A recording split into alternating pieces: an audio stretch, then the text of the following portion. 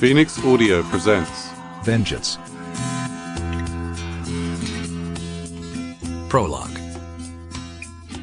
There were 3 reasons I was staying a few miles over the speed limit on 301 heading toward Bradenton.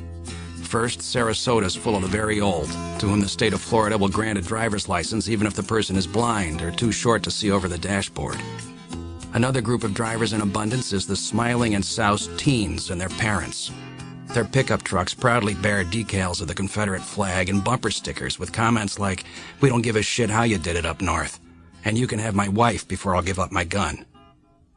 The second reason is that my wife died in a car crash in Chicago a little over 3 years ago.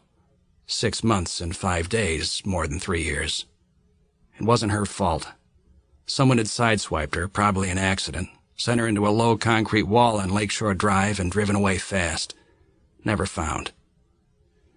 I've driven as little as I could since then, but sometimes I have no choice if I'm going to make a living. Until a few months ago, I used to sweat whenever I drove, even with the automobile air conditioner dialed to high. The third reason I was only a few miles over the speed limit letting cars, vans, and trucks whip past me was that I was reasonably sure I was too late. I didn't know if I wanted to get where I was going in time to stop a murder. I wasn't alone in the car. Ames McKinney sat erect, seat-belted, next to me, riding shotgun, literally. He had an old Remington M10 12-gauge pump action lying across the lap of his yellow slicker. Ames seldom spoke. He had said almost all he had to say in his 74 years of life. Ames looked like an aged Gary Cooper with long white hair and a face of sunned leather. Ames had come to Sarasota 3 years earlier in search of his business partner, who had run off with all the money from the sale of their business back in Arizona. Ames and his partner had gone out in the white sand behind the trees on South Lido Beach and had an old-fashioned shootout. Ames won.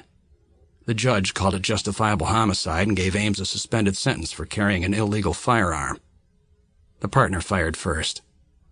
Actually, the partner fired 4 times before Ames shot him. I was there. I testified on his behalf. Ames thinks I saved him from old Sparky.